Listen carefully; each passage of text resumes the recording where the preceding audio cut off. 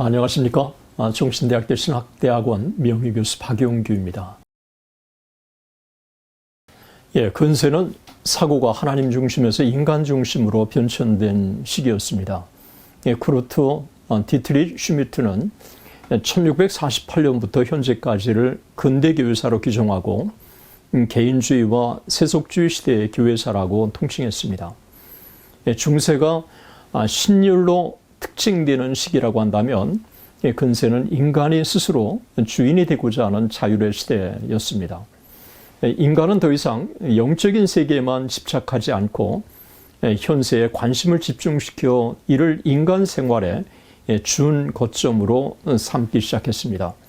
따라서 에른스트 트롤치는 근대의 두드러진 특징을 현대 정신의 해방에서 찾았습니다.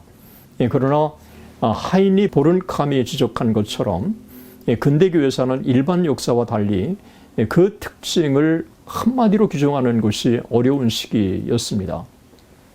근대를 보는 관점에 대해서도 개신교와 로마 가톨릭은 입장이 서로 다릅니다.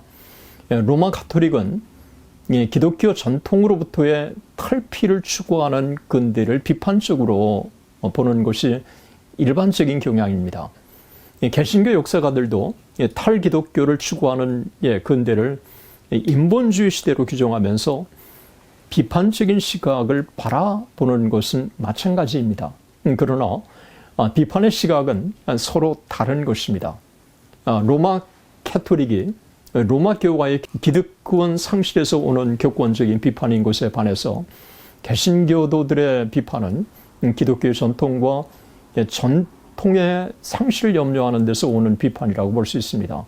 이처럼 근대를 비판적인 시각으로 보는 경향은 개신교 내의 보수주의자들 가운데도 두드러집니다. 진보주의자들은 근대를 긍정적으로 평가합니다.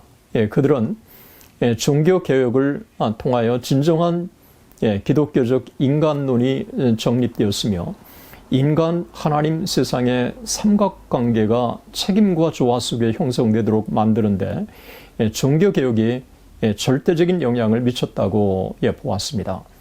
그런 의미에서 종교개혁을 포함한 종교개혁 후 시대는 인간성을 회복해서 하나님과 세상과의 아주 새로운 관계를 정립한 시대였습니다.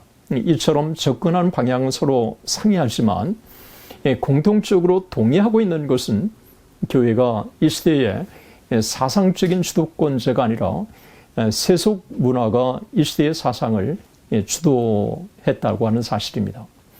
때문에 근세에 접어들면서 중세의 이념인 교회의 근거를 두고 있었던 통일적인 문화가 종말을 구하고 새로운 현상들이 나타나기 시작했습니다.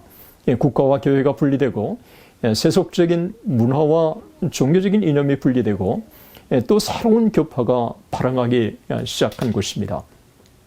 과학의 발달과 세상 문화가 전통적인 기독교에 영향을 미치면서 교회는 세속화되어 가기 시작했습니다. 이 때문에 혹자는 이 시대를 자율의 시대, 이성의 시대 혹은 세속화 시대라고 불렀습니다.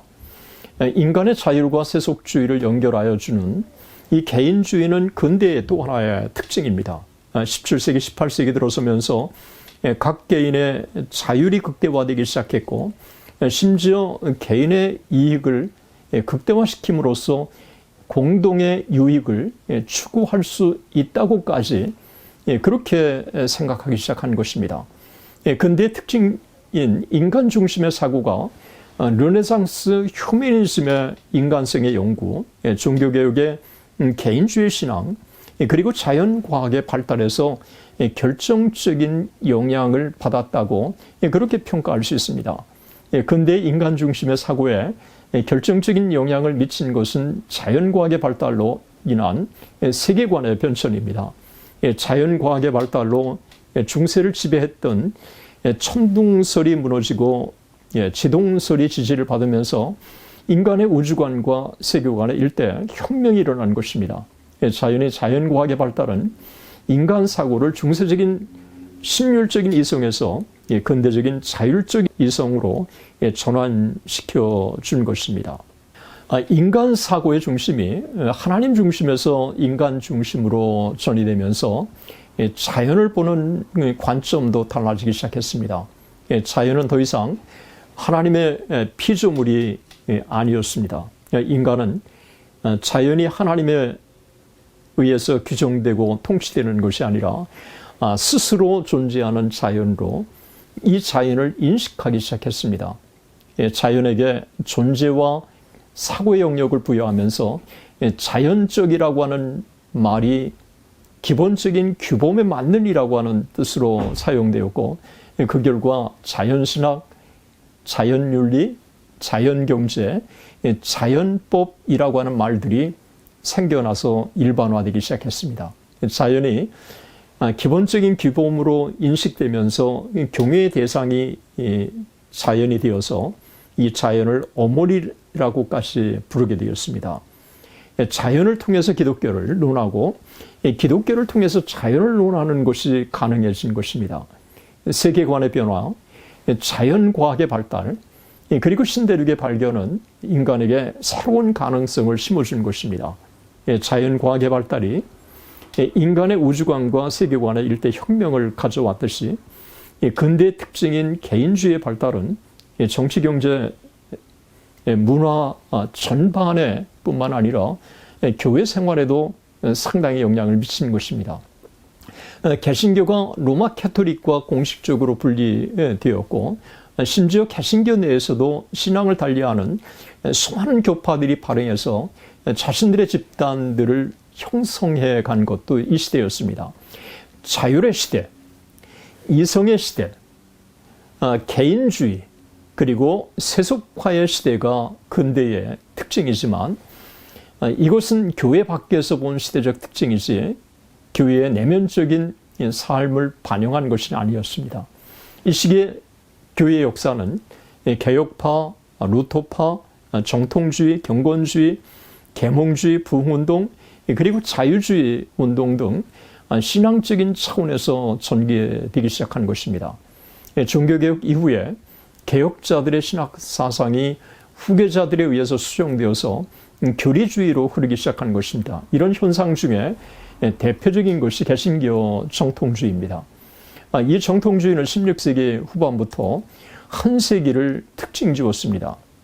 한 세기가 지나면서 개신교 정통주의에 대한 반동으로 두 가지 현상이 역사에 등장했습니다. 첫 번째 반동은 소시니안주의, 계몽주의, 그리고 자연신론으로 진행된 탈정통주의의 발흥입니다.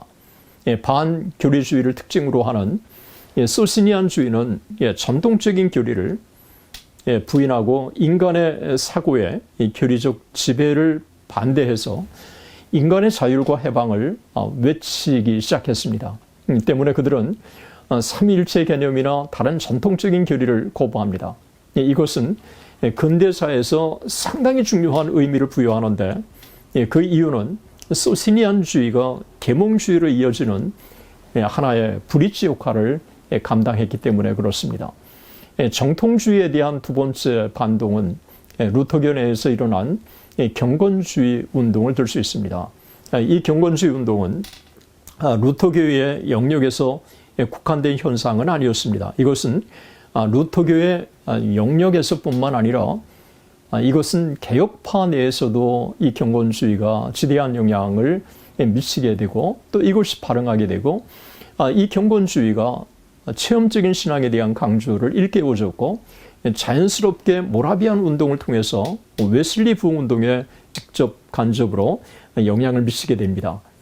대륙의 경건주의 운동, 찰스 웨슬리와 요한 웨슬리 형제, 그리고 조지 위필드의 영국 부흥운동은 신대륙 기독교에 영향을 미쳐서 미국에서는 18세기 초엽에 소위 제1차 대각성 운동이 일어납니다. 신대륙의 종교적인 삶에 엄청난 영향을 미치지요.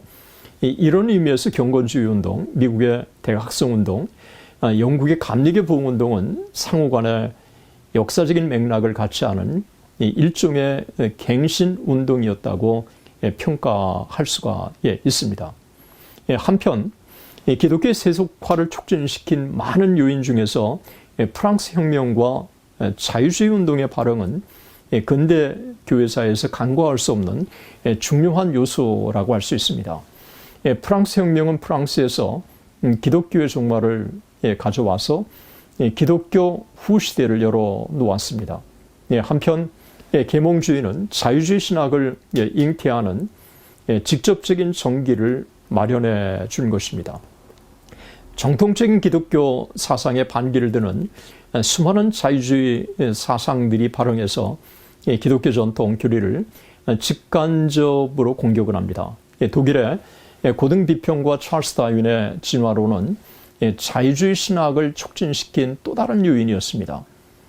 교회 밖의 문화로부터 도전을 받자 교회는 타협하거나 거부하는 두 가지 방향으로 이 방향성이 대별되었던 것입니다.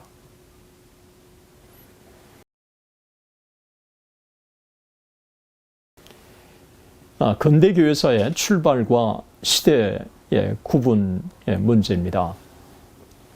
우리에게 남겨진 이제 과제는 과연 근대를 시대적으로 어떻게 구분할 것인가 하는 것입니다. 문화사적으로 볼 때 근대는 르네상스 휴머니즘을 기점으로 삼기도 합니다. 그러나 종교개혁사와 구분되는 이 교회사적인 근대의 시기는 학자에 따라서 견해를 달리하고 있습니다. 어떤 이들은 독일의 프로테스탄트 교회가 처음에 독일 내에 카톨릭 세력에게 그 생존권을 인정받게 된 시기를 근대 역사의 중요한 전환점으로 삼습니다. 따라서 이들은 아우구스부르크 종교 과의를 근대 교회사의 아주 중요한 출발점으로 삼으려고 합니다. 1555년을 근대 교회사의 출발로 보는 것이죠. 그러나 다음 몇 가지 이유로 이 부분은 받아들이기가 어렵습니다. 첫째, 종교개혁 시대를 1세대 종교개혁자들의 사망연도를 기점으로 삼는다고 하는 것은 바람직하지 않다는 것입니다. 종교개혁은 종교개혁 1세대에게만 국한된 현상이 아니라 한 세대를 넘어서 진행된 개혁운동이기 때문에 그렇습니다. 둘째, 종교개혁이 독일에서 출발한 것은 사실이지만 종교개혁 현상을 독일만을 중심으로 평가할 수가 없다고 하는 것입니다. 종교개혁의 물결은 독일의 영토를 훨씬 넘어선 유럽 기독교 전반에 영향을 미친 신앙운동이었기 때문에 그렇습니다. 대륙과 영국의 종교개혁은 선을 긋듯이 1555년에 아우구스부르크 종교과의로 한정 지을 수 없는 이유가 바로 여기 있습니다. 그러므로 종교개혁 시대의 삶을 종교개혁의 지리적인 특징과 개혁자들의 시대적인 특성상 1세대 종교개혁자들의 사망이나 독일의 개신교와 캐톨릭의 분립을 기준으로 삼는다고 하는 것은 한계가 있는 것입니다. 유럽의 근대교회사는 근대문화사와 더불어서 시작되었기 때문에 근대를 단순히 종교사적으로 접근하기에는 너무도 많은 제약과 한계가 있는 것입니다. 근대교회사를 특징 지어주는 중요한 논제들, 예를 들면 개인주의의 발흥, 세속화, 자연과학의 발달, 인간성의 해방과 자율 등은 교회 영역을 넘는 부분이기도 합니다. 따라서 근대의 출발점을 단순히 교회사적인 영역에만 국한시킬 수 없습니다. 쿠르트 슈미트나 제럴드 크레그 같은 수많은 교회사가들이 제시하는 것처럼 유럽의 근대교회사는 30년 전쟁이 끝난 1648년 베스트팔리아 평화조약을 기점으로 삼아야 한다는 것입니다.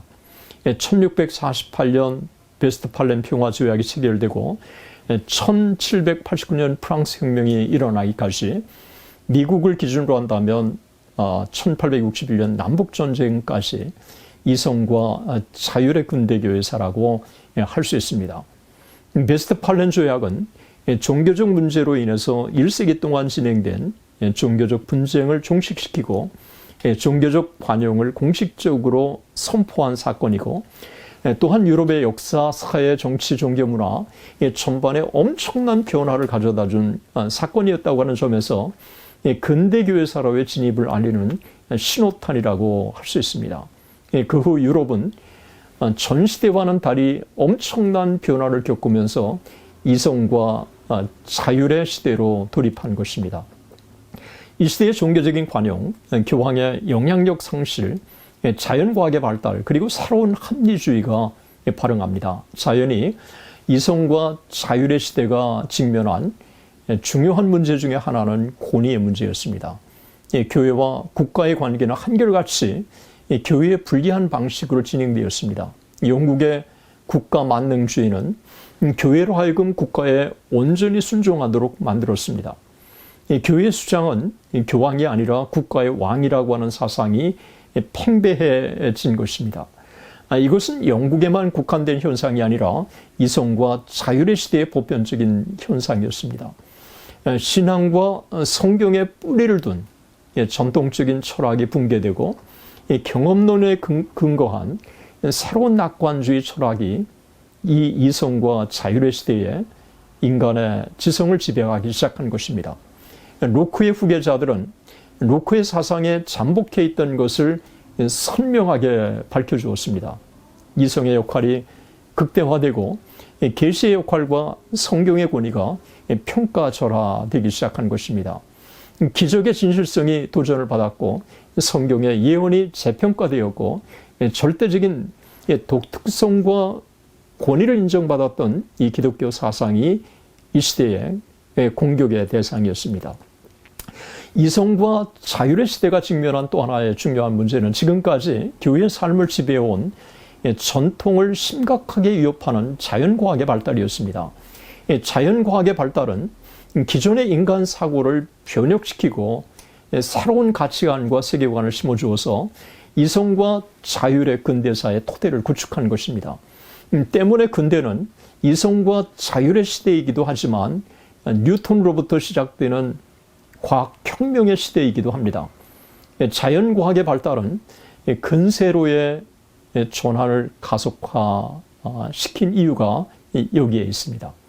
당시까지 지배적이었던 중세적 과학관이 붕괴되고 18세기 말엽에는 이미 어느 분야를 막론하고 지성인들은 자연에 대한 뉴턴의 해석을 자연스럽게 받아들이기 시작했습니다.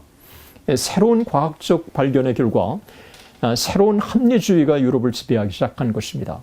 합리주의 시대의 첫 단계는 17세기 후반 네덜란드의 영향을 받은 영국에서 아이작 뉴턴, 존 로크, 그리고 18세기 데이빗 휴움 같은 사람들에 의해서 시작되었습니다. 두 번째 단계는 독일과 프랑스에서 18세기 볼테르, 레싱, 칸트, 그리고 페인 같은 사람들에 의해서 주도됩니다. 이성의 시대는 임마누엘 칸트에 의해서 철학적으로 절정에 달합니다. 이성 시대는 자유로운 자연신론 사상의 상징이었던 유니테리안주의와 파괴적인 정치적 표현의 상징인 프랑스 혁명으로 상징화될 수 있습니다. 이성과 자율의 시대, 사람들은 자신이 좋아하는 대로 자유롭게 생각하고 자유롭게 행동하기를 원하는 것입니다. 하나님이 역사의 주체며 주인이 아니라 인간 자신이 역사의 주인공이라고 하는 사상이 이 시대 지성인들의 사고를 지배했습니다. 계몽주의 사상의 지도자들은 교회의 신앙을 비판하는 일에 있어서 점점 더 대담해졌습니다. 계몽주의에 대한 반동으로 낭만주의가 태동되었지만 그 역시 결코 기독교에 우호적이지만은 않았습니다. 흔히들 루소는 모든 것을 발칵 뒤집어 놓기만 했지 아무것도 발견하지는 못했다고 그렇게 비판하기도 합니다. 이 계몽주의 지도자들이 처음 운동을 시작할 때는 안정을 옹호했지만 그것은 결국 기독교 후시대에 신호탄인 프랑스 혁명의 길을 터주고 만 것입니다. 이처럼 1648년 베스트팔렌 조약이 맺어진 이후 1789년 프랑스 혁명이 일어나기까지 북미와 유럽은 이성, 자율, 과학이 지배하는 새로운 시대를 맞은 것입니다. 하지만 이 시대에 기독교가 그렇게 몸이 건조한 것만은 아니었습니다. 독일에서는 경건주의 운동이 태동되어서 경직된 기독교에 신선한 도전을 불어넣었습니다. 슈페너, 프랑케, 벵겔 같은 생명력을 상실한 유럽의 기독교에 영적인 활력을 불어넣는 인물들이 역사에 등장한 것입니다. 이것은 영미 각성운동의 촉진제가 됩니다. 미국에서는 조나단 에드워즈, 윌리엄 테넌트, 길버트 테넌트, 네덜란드 경건주의 출신인 데오도레 프릴링 하이젠을 중심으로 1차 대각성운동이 발흥하고, 영국에서는 경건주의 후예들인 진젠돌프의 모라비안 교도들의 영향을 받은 웨슬리가 등장해서 복음주의 부흥운동에 불을 붙입니다. 에드워즈와 웨슬리는 신앙이 신적인 권능이며 인간의 삶을 변화시킬 수 있다고 하는 사실을 사람들에게 새롭게 환기시켜 준 것입니다. 확실히 감리교 운동과 미국의 1차 대각성 운동은 폭넓은 관점에서 볼 때 대륙의 경건주의 운동의 영향에서 일어난 것으로 우리는 평가할 수 있는 것입니다. 영국의 감리교 운동도 웨슬리의 감리교 운동과 조지 위필드의 칼빈주의 감리교 운동으로 대별할 수 있다고 하는 사실을 우리는 기억해야 합니다. 이제 종합적으로 정리를 하려고 합니다.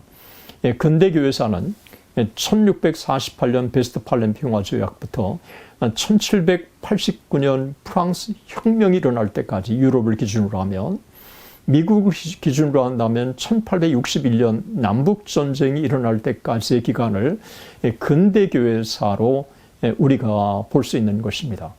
그리고 이 근대교회사를 이해하는 가장 중요한 키워드는 이성과 자율의 시대라고 우리가 규정할 수가 있습니다. 그리고 이 시대의 중요한 사상의 흐름은 종교개혁 이후의 신앙 고백 시대, 자연스럽게 정통주의 시대가 태동되었고, 정통주의에 대한 반동으로 소시아니즘과 계몽주의, 그리고 경건주의 운동이 발흥하고, 이 경건주의 운동은 자연스럽게 세계 부흥운동의 중요한 배경을 형성해서 영국에서는 웨슬리 감리교 운동, 그리고 조지 위필드에 의한 칼빈주의 감리교 운동, 그리고 미국에는 조나단 에드워즈와 조지 위필드, 프릴링 하이젠, 길버트 테넌트, 윌리엄 테넌트, 이런 사람들에 의해서 1차 대각성 운동이 역사에 등장한 것입니다. 이렇게 근대교회사는 이성과 자율의 시대이면서 동시에 이 시대에 놀라운 1차 대각성 운동이 역사에 등장했다고 하는 사실은 역시 부흥운동이 갱신과 부흥과 회복의 운동이었다고 하는 것을 근대교회사는 우리에게 보여주고 있습니다. 대단히 감사합니다.